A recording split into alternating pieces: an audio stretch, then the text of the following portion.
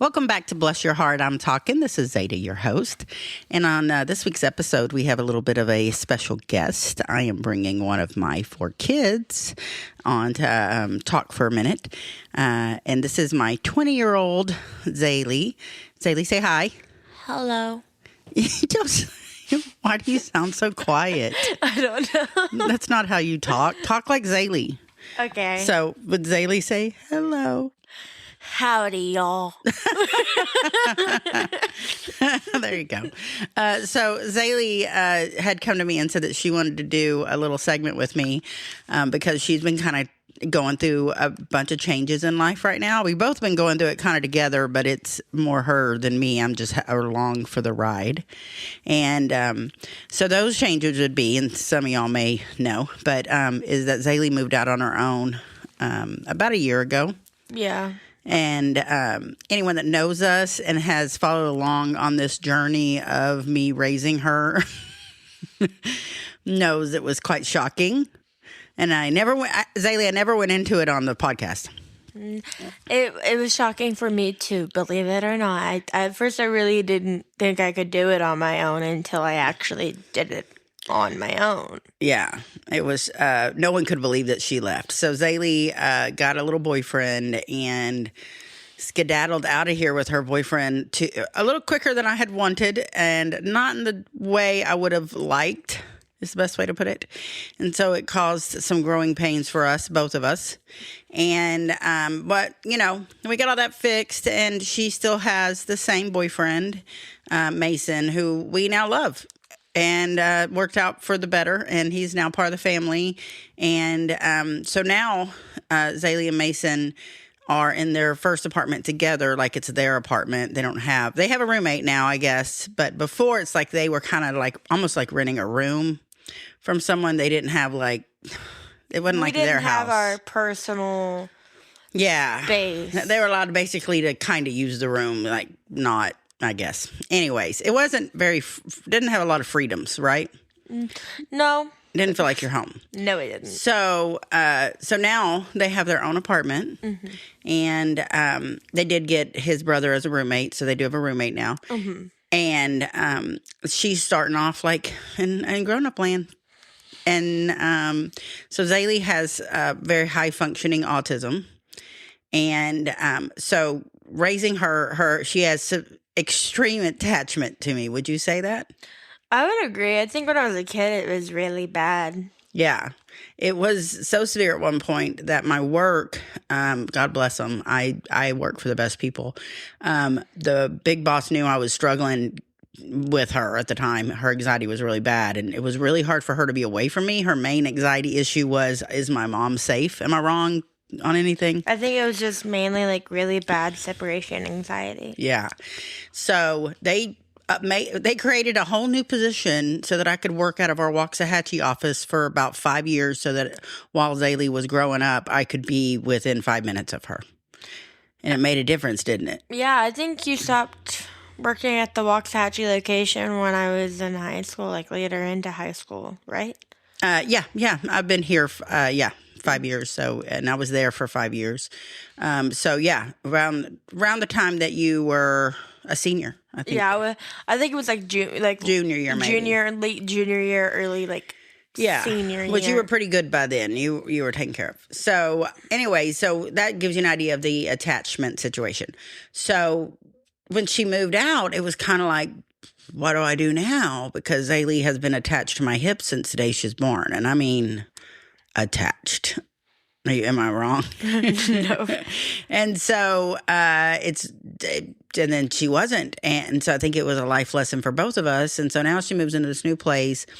And what was the biggest shock for you? When you moved out on your own, what was the biggest shock that you were like, oh, wow, I did not know this was going to be this hard, or that this was going to be...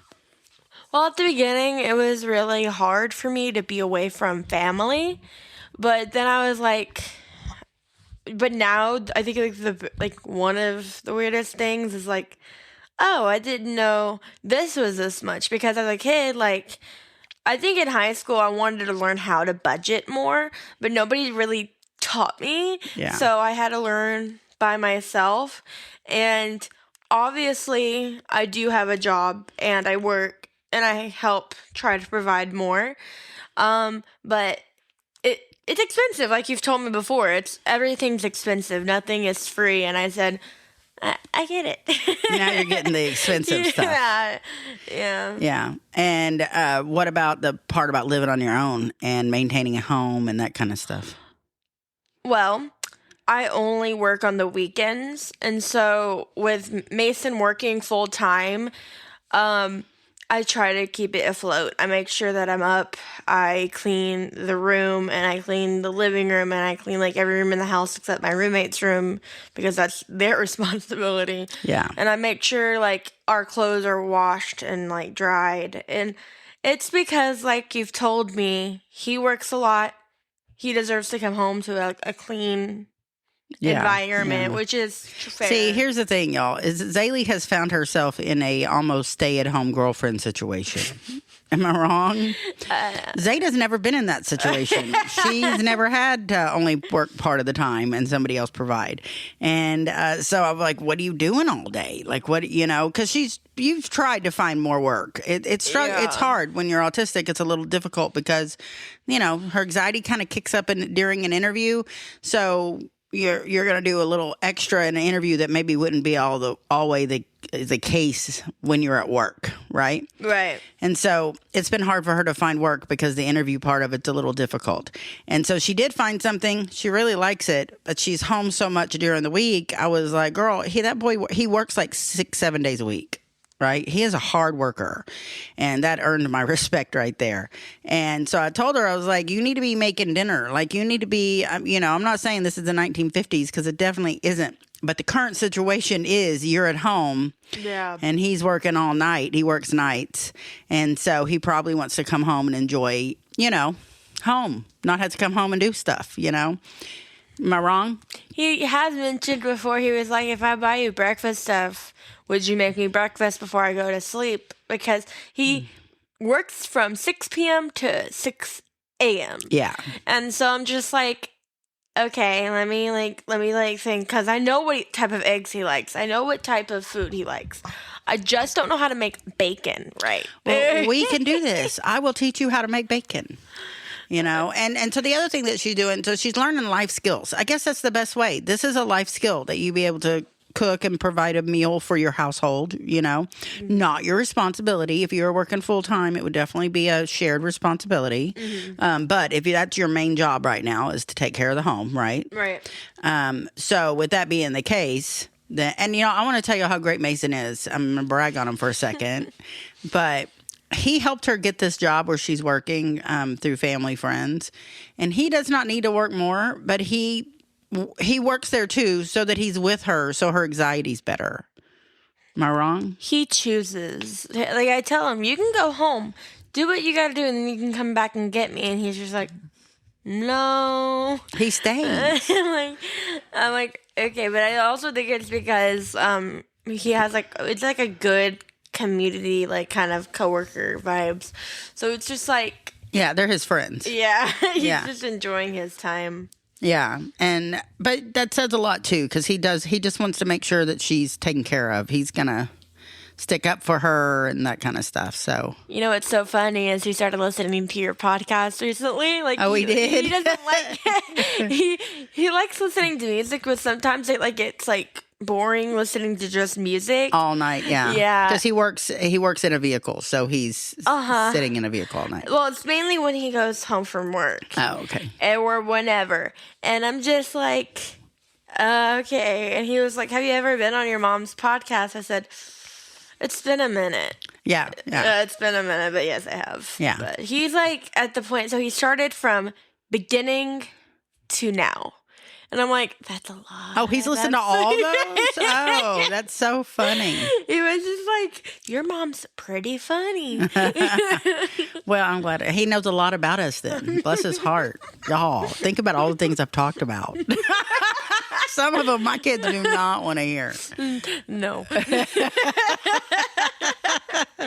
Well, what do you think as far as what are your goals? Now that you've gotten a situation where, our main goal was to get you a car, which we have. Now we're getting a little work done to it.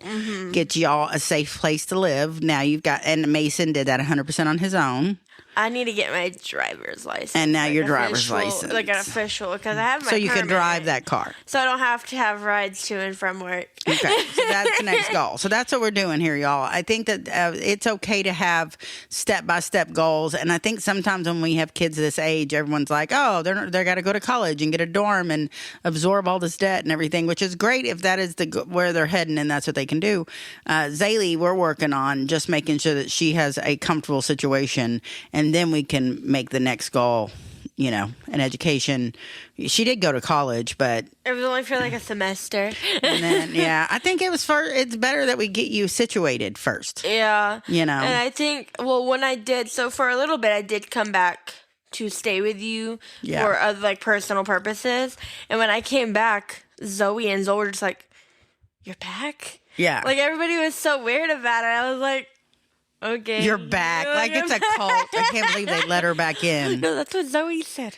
You're back. Well, and it was, yeah. Well, we only have 3 bedrooms in this house. So anytime a kid comes back, if there's not an available bedroom, which there never is, you got to wait, then you have to sleep in the sunroom. And the sunroom, you walk between the old and the new house to get from one to the other. Like, one part of the house is 100 years old, and the other part of the house is about 30 years old. So my bedroom's in the 30-year-old part. So you got to walk from our part down the stairs and into this sunroom, which acts as a hallway, basically. Yeah. And so far, every kid at some point has lived in the sunroom now that you've made it in there. I just, I don't know how long I stayed for. I think it was just maybe a month. a month and a half. I don't even think it was a month and a half. No, I think it was just about a month. Because I stayed from March to... Oh, it was March? March to July, I think. Oh. Yeah, July 4th. You moved out after July 4th weekend. Yeah. Oh, yeah, that was fun. Yeah. The family reunion.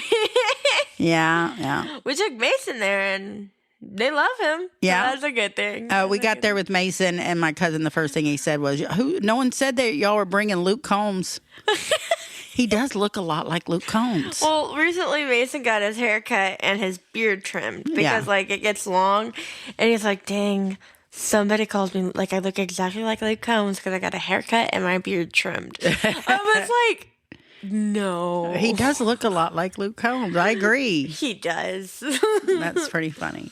Mason had a great time, and it was really funny. I told the listeners, I'm pretty sure I talked about this, how he was so quiet, and he went, and then he, like, disappeared with your cousins.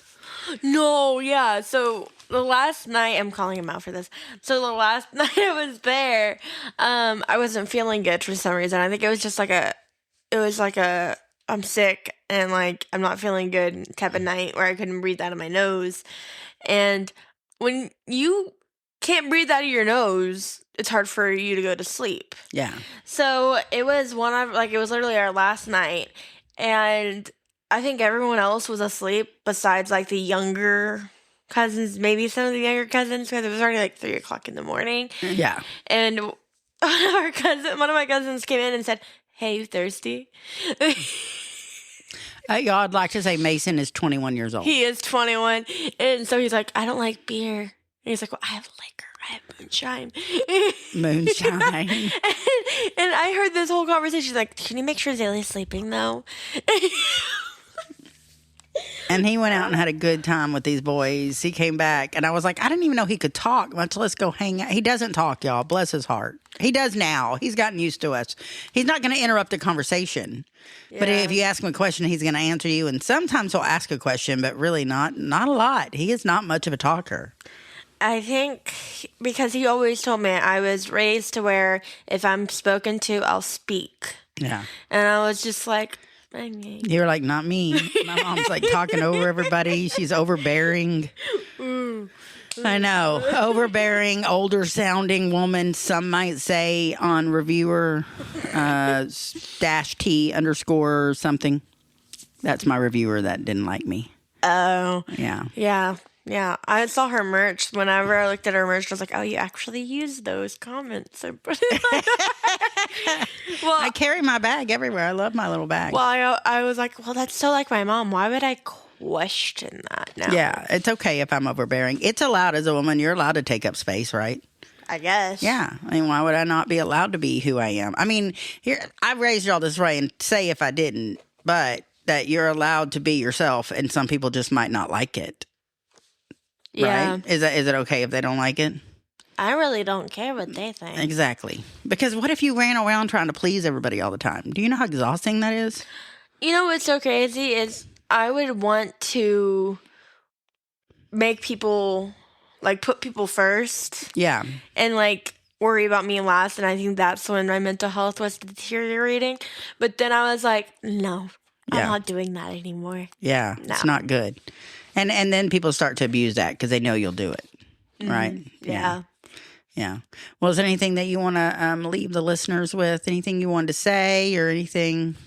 I'm glad you guys like my mom's podcast. She's funny. She's really funny. And I love her. Oh, I love you. Here's $5. No. Just kidding. Yeah. So thanks for joining me with her. And we're going to continue on the episode, but she just wanted to have a little part of it there. Thanks so much for listening to Zaley talk a little bit about what's going on. For her birthday, she had mentioned she wanted to be on the show, and I'd kind of wanted her to be on anyways because she had done the show a few years ago, and, you know, we talk about her a lot, and she likes that. And so I wanted her to just come in so y'all could just kind of hear her. So that was... That's the real Zaley. Like, she did really a good job just kind of being herself, and that's what I told her. I was like, you don't need to be funny. You don't need to say anything, you know, that you don't want to say. You don't need to talk about anything that you feel like is personal. Like, you just talk about what you want to talk about, and I think she did a real good job. And so something I kind of wanted to talk about today, and it's really funny. I plan out I try to plan like a month out what my conversation is going to be, but what ends up happening is I end up getting influenced by something else, and then I end up talking about that instead. And so I have been planning to talk about this one for a while because I touched on it on a few episodes ago, and I've probably touched on it on a number of episodes over the years because I feel like I had like an awakening in my early 30s, which I think a lot of people probably would call a midlife crisis. I would not call it a midlife crisis. I would call it an awakening. And because, and it obviously coincided with my divorce, as you can imagine. And right before I started to record here now, I was looking at Facebook, and somebody that I know and actually has been on the podcast before, and I can't remember if it was on this podcast or if it was on Third Wheel, or I think it was Let's Be Single Together before we rebranded Third Wheel. So anyways, but it's a girl that I had put on it was Third Wheel, because I had put on Facebook, does anyone have anyone interesting that's single that could come and talk about being single? Because we were on a show called Let's Be Single Together, and neither of us were single. Like, he had the name before I joined the show, and he was single then. So we changed the name and blah, blah, blah. So a few people recommended Heather and said she was really funny. And so I friend requested her on Facebook, and I read her page quite a bit, and I was like, oh, she is funny. So I sent her a message and asked her if she'd consider coming and doing a little guest thing on it. And honestly, I plan to have her come and do the guest thing again because she did such a good job. And I now read her stuff, and I always enjoy it.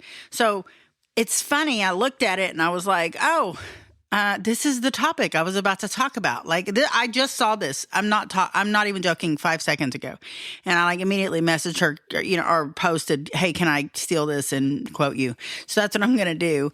And I'm going to try and get her to come by and be a guest on the show too here shortly. But this just happened to go with what I was already talking about. So I'm going to read you her post. It's kind of long, but this is what the show's pretty much about. Okay. So, why can't you say no without feeling guilty? Because you were trained to obey, not protect yourself. You were taught that no makes you difficult, that your needs are a burden, that silence earns love and self-expression loses it. You learned that compliance keeps you safe, and you carried that lesson into adulthood. Now you shrink yourself. You apologize for existing. You say yes while you're drowning. You feel shame for resting. And you believe just who you are. It's not. It's conditioning. The truth is your inner child is still running the show, still trying to survive the way they learned to. But you're not the powerless child anymore. You don't need to earn love by disappearing. You don't need to bleed yourself dry to be accepted. Healing isn't about becoming someone else. It's about reclaiming the self you were, never allowed to be, the one who could say no without fear. You won't bulldoze decades of obedience overnight, but you can stand with that child inside you, repair them, and show them the truth. Boundaries don't destroy love, they protect it. And that is what Heather Harris Witt is her name. She's a very talented local one.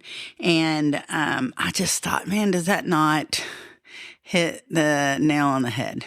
And that's the feedback I always give about my awakening in my divorce, is that I had lived my entire adult life pleasing people. And my entire life, not just my adult life, and my entire life. And I'm middle child, and I am so typical middle child syndrome in regards to protecting everybody. And, I want the mediator. You end up being the mediator, I guess. And you end up being the caregiver, even if it's not in all ways. With every member of your family, you have a different part of you that ends up being a caregiver to them. And then you have nothing left for yourself. And you end up being the person everyone needs you to be except yourself. And I think it's really hard when you're a mom to keep true to yourself. I don't even think it has to do with the man. I mean, it can. There are relationships where they can make that happen. But I think it's more of a combination of just like, I don't want to blame the man, because I think it happens to men and women. Honestly, probably happens equally to men and women. So I think it probably applies to everybody, because having kids is a game changer. Having responsibilities is a game changer. The expectation for what's expected of you can be on men and women. So it can be like a woman is expected to be pretty and to be independent, but not too independent. And, be able to adapt. So I need you to work, like even when they're off work, the level of expectations on the home maintenance and cooking and getting the kids where they need to be and the homework done and, the animals taken care of and the laundry done and all that extra work after work, because these days we're all working. And it's just a lot. And that's, I think, how women break. And I think it ends up, messing up a lot of marriages, because you get to the point where the woman has tried to please everyone to the point that she's exhausted and she has nothing more to give, but also she has nothing left for herself. And then the shit hits the fan. And then he realizes, oh shit, yeah, I really did have her do. I just thought she wanted to do that. Because a lot of times we're keeping our mouths shut. And by then it's done. And it's a really easy trap to fall into. And so I think that it's important that people be authentic to themselves, but not in a hurtful way. You can do it. You have to take care of your kids. You can't be like one day wake up and be like, you know what? I don't really want to be a mom anymore. Or I just want to be a part-time mom or a dad or whatever. If you've made children, you've made yourself a responsibility for life to be that parent full time. So there are examples of things that this does not apply to. You sign up for something like that, being a pet owner, for example. When you sign up for things like that's a responsibility. But what I'm referring to more is about the fact that you're allowed to have hobbies and you're allowed to be like, no, I don't really want to go to that birthday party, or I don't really want to throw a big birthday party, or I don't want to cook dinner every night. I want you to cook dinner, or, just verbalizing it. And I think it ends up where a lot of people, it ends up in the bedroom being the problem. So, she's going to do all these things for you, even that are expected, but not demanded. But she's got to keep up appearances. She's got to make sure it's done. And it can go for men too, as far as like, I know there's extra work to do after work, lawn or whatever. And in the home, some men are doing more work inside the home, but I'm saying from what I've experienced in the world of friendship relationships, I guess. And then you get to bed at night and she's exhausted. I mean, she's literally can't move, exhausted, like going all day. And when you have younger kids, on and off all night, you're up and down too. And it's just a level of exhaustion. And then your other significant other's like, what about me? What about me? Why are we not having sex more often? Or why do you not as affectionate? Well, I'm tired. Mentally, physically. And I can remember the point whenever, excuse me, whenever I had Zane, my now almost 26-year-old. And so Zoe is a toddler. Zane is a newborn. He's breastfeeding. We have a little dog named Bob at the time, and Bob's a little rat terrier. And he had been my baby before these kids, so he was very affectionate. And with all the change of the new baby, he didn't know. He was like, damn, a second one, he wasn't real thrilled. And, I had a husband, and we're, excuse me, we're all sitting in the living room. And I'm on maternity leave. Like, he's a newborn, like, I don't know, 3 weeks old, maybe a month. And I'm breastfeeding him, and Zoe is all over me. She is just one mom's attention because, probably jealous with new baby or just excited. I don't know, but she's all over me. She's literally climbing on me as I'm breastfeeding. And then the dog is now trying to like nibble at my toes, like fuck with my sock or something. And all these people are touching me and things, the animals, everybody's touching me. And my ex-husband comes in the room and he does not do anything to stop it. It's just like, I'm going to do my own thing. And I don't notice that you're overstimulated and that everybody's on top of you. I get feeling loved, and that's how people see it. They're like, oh, they just love you. They just love you, but I am smothering.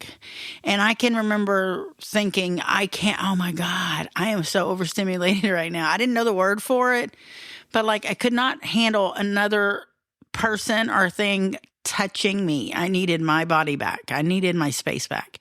And I just got up and handed him the baby and put on some clothes, and I don't think I even said a word. Put on some clothes and walked out the door and drove off. And I just drove for like 2 hours. I just had to get away. And this is before cell phones, y'all. And I just had to get away from, being touched and talked to and asked questions and expected to get up and do something and change a diaper. And as a parent, you're responsible for those things. But there was a second parent that could have like done something, but I also wasn't asking them to help. Like it can be not, I'm not blaming the other person, I guess, because it's just kind of how it was expected of me. And I expected it of me. And that's just too much. And I can remember that day clear as can be. That's 26 years ago almost in September. And I can remember that day clear. I remember what nightgown I was wearing. I was a breastfeeding nightgown. I remember exactly which one I had on.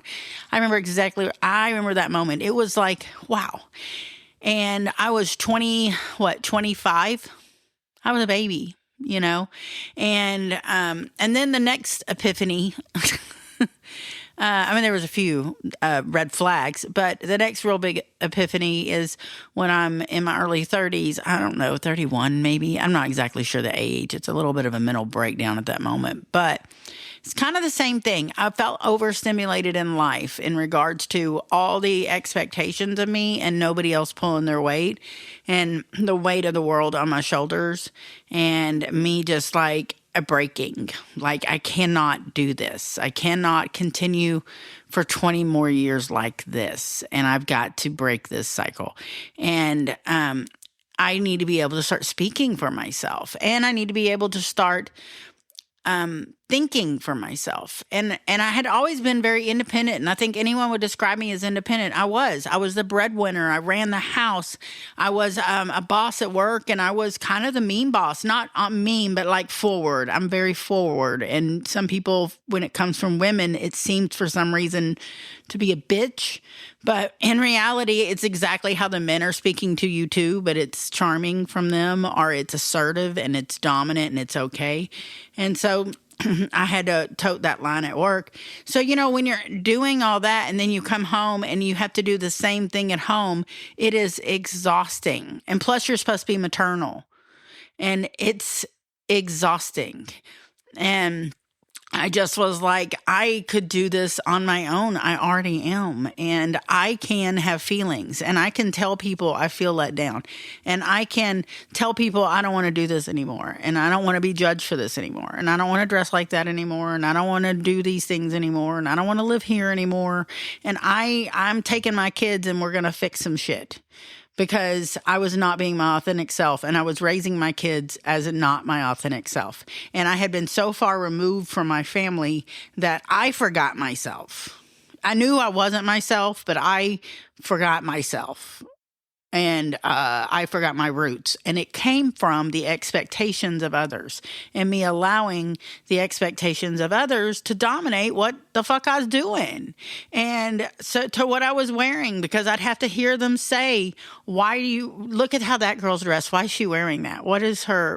She wants to look like that? Like the judgment. And then I'm getting dressed and I'm like, what are people going to think about how I look? What are they going to think I look like? Do I look like a slut right now? Do I look to this or that? And that's a lot of weight. And that's somebody else's that they put on my shoulders. That's not my weight. I had never thought like that my whole life. And now that's what I'm carrying around. And I had to free myself of that. And I have tried to be authentically myself ever since. And people just keep trying to put me back in their fucking boxes. And I am not going to get in these boxes. And it's crazy to me what people want to put other people in. And I mean, it can go for women, men, anyone, you know. And I'm just not going to go in the box. And I saw this kind of started me thinking this is the level of mansplaining I've been dealing with lately is out of fucking insane. And I work in a man's world, so I deal with it a little bit there. It's not too bad because I've been there so long. It was bad in the beginning, but now it's hard. I've been there longer than anyone in the building. Like, it's hard for them to mansplain my job anymore.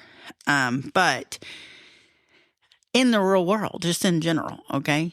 So this lady, we have this little local page here in town, right? And this lady goes on there and she posts, and she's the administrator of the page, and everybody loves her. It's the local page with all the gossip, and if there's a funny mugshot on the busted page, they're going to post it there, and everyone's going to talk shit and be dicks. And I like to really just kind of lurk, and they'll talk about traffic and problems, and then why the hell are you even asking questions? You know, we all the towns now have a page like this, okay? And so, you know, you follow it. It's a lot of, it's crazy stuff. And so this admin, I don't know exactly how old she is, but I'm going to guess that she's between like 56 to 60-ish. And she doesn't really post pictures of herself, but I'm guessing this based on things I've caught she's said as she posts. It doesn't have her name. It's just like admin. And so I could be completely wrong. And she posted about how something for men. And she said, you know, this is, and people like her. So I think she felt like it was like a safe place, but it is not a safe place for anyone, okay? So she posts this thing and it's like it's more than a paragraph. It's a story. And it's like something I would write when I'm, you know, maybe slightly tipsy. And she basically writes, hey, I just want men to know how, you know, how to make women feel more safe in public, basically, and explained that she had been, you know, something on her running through the park. And at some point in her life, somebody jumped out of bushes and attacked her and assaulted her. And I believe she had another experience with it. And someone driving around, someone had made her feel really uncomfortable. And it was just kind of unnecessary to make her feel uncomfortable. Like they could have just done something slightly different and it would have made her not uncomfortable, and they could have easily done that. I don't know how to explain it I'm not trying to tell this woman's story. But the story ends with, the idea is, hey men, just consider that we are trained. We have to have our head on a swivel at all times and be aware of our surroundings at all times. And we never get to let our guard down. So please know our guard's up. So don't do things to put it up higher. Like, let us just kind of relax. And immediately the men come in the comments and start mansplaining. And one of the very first one is a man who says, basically, you know, men get this too. And all y'all care about is how it makes y'all feel. And, this is what we deal with. But here's the deal. You can make your own post about what y'all deal with. If you're real passionate about it, then you would have made your own post about it. But instead it was like, but what about me? But what about me? What about me?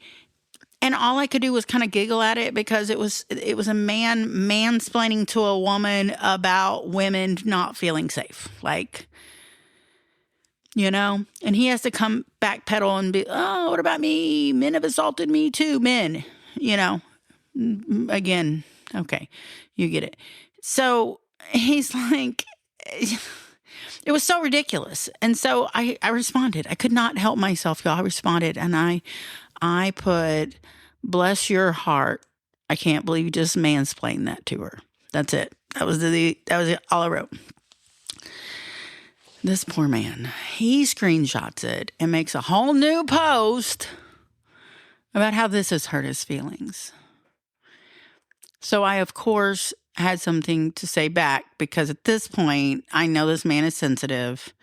I'm perimenopausal, and I am also out of a box, as we've discussed. So I'm going to say something that I know bothers him. I don't even care if I believe it, y'all. I just saw that he was sensitive. And so at that point, I fucked with him a little bit and, saying, I'm so sorry I hurt your feelings. And obviously you're sensitive and I should have recognized that. And he did not like that. He really had a hard time with it. And all I could just really think was this poor man. But, he really is probably upset about being put in a box somewhere. But he should just start his own post. But regardless, the mansplaining. You see where I'm going with this, the mansplaining thing? So here a woman is saying, hey, I'm not feeling safe. And what is going on? Okay. And there's been other things lately where the mansplaining has been very heavy in the world. And I just have to bite my tongue because I feel like it's people trying to put women in a box because they're speaking out and they're saying, I don't want to feel uncomfortable or whatever. And in this current situation we got going on in the United States with, right, left, all this stuff, is that we've forgotten that there's gray stuff in the middle that can benefit everybody. It doesn't matter where you come from. You don't need to feel uncomfortable and you don't need to make people feel uncomfortable. And I feel like that's pretty universal. I think we all want our daughters to feel comfortable in public. And I don't care where you come from. And so I don't think that's like a feminism thing or anything. I don't know. And so I think that also confuses and muddies the water for women whenever they're being put in boxes they don't know how to get themselves out of. 'Cause it's really hard to just jump out of a really big box. Like if you have been carefully packed in that box for 30 years, it's real hard to get through all the tissue above you. And so it's going to be steps of doing that. And it's going to be like, first, I've got to take away other people's expectations of me. And if that means that you change your career, you change your household duties broken up in the house, you change up financial expectations, you change up marriage situations, whatever it is that you change up in your life to be more authentic to yourself, that's just the first layer. Now you've got to do the next layer, and the next layer is, whatever the next step is, maintaining that career change, maintaining that balance within the home, maintaining relationships with your family or whatever it is. And then, so that's your next layer. And then you've got to be yourself authentically through that layer too. Whatever you accomplish the first layer, you have to continue to accomplish into the next layer. And it just goes on and on from there. And it's really hard to do that because it's exhausting to continually take layers of other people's expectations off of your head and your shoulders. And I am not a therapist. So, my sister is, I am not. I'm just talking about my real life experiences and my experiences with my girlfriends and these front porch conversations that we have and these cabin talks that we have. All of these conversations sound like this because we are still currently removing other people's expectations from our shoulders every day. And men are too. I do not want this to sound like this is not both ways, because definitely men have to be the protector, and they have to be the provider, and they have to be, all these expectations of them. And it's a lot. And like even the conversation I had before I started talking about this, when Zaley was here and we talked about the situation with her and Mason, she's in a situation right now where it's really hard to find full-time employment, being that she's on the spectrum. And so there's a lot of people that don't really want to hire her. And so we're on plan B. We're going to have to get back in school. We're going to have to do something. But until we do that, and we're going through the government trying to figure out what kind of help they can get with job placement. But all those things take time. So until then, we need to adapt and we need to adjust expectations. And I had to sit down with her and talk to her. What are you comfortable with? What's Mason's expectations of what you're bringing to the relationship and you're bringing to the home? And what's your expectations of him? Because this isn't what her plan was. She thought she was going to move out and have a full-time job and contribute equally. And unfortunately, that's not really how it's worked out. And so these are grown-up conversations that we're having when she's 20. And I couldn't have these conversations with my other kids, I don't think, quite as openly, because she recognizes, as being autistic, she thinks about all aspects of it and recognizes it'd be good to get advice. And as we talk about things like this, it makes me think about how proud I am of her, because the world has always told her to be something different than what she is, and she has ended up being very authentic to herself. And she was the person who was exhausting herself all of high school trying to be a normal high school kid. And, she is a normal high school kid. She was just a normal high school kid that had a few extra things going on. But man, the weight that was put on her shoulders. And so I'm real proud of her. And so I just thought this was a perfect time to discuss in general all the expectations of others. And I saw something the other day where someone said you have to be brave enough to be brave for yourself, because I think it's real easy as a parent, as a mother or a father, to be brave for the people you love. Men typically want to protect their families, and women typically become mama bears. And that's real easy, but we do not do that for ourselves. And it is okay to do it for yourself as long as you're not hurting other people as you do it. And it's also okay to recognize when somebody else has hurt you, and that's not healthy for you. You don't owe not hurting someone that's already hurt you. Like if you've been in an abusive relationship for 20 years and it's time to fix shit and get your life where it needs to be and take care of yourself, well, let me tell you, being in an abusive relationship is not taking care of yourself. Working in a job that you hate and gives you stress and could make you stroke out is not taking care of yourself. Like, there is a level you have to take care of yourself. But I'm saying in general, you can't go around like abandoning kids and not paying bills. There are levels of responsibility that you have to take care of. But you need to be true to yourself. And I'm going to tell you something. It's a bumpy road. Not everybody is going to like you, and that is okay if everybody does not like you. It is not a problem.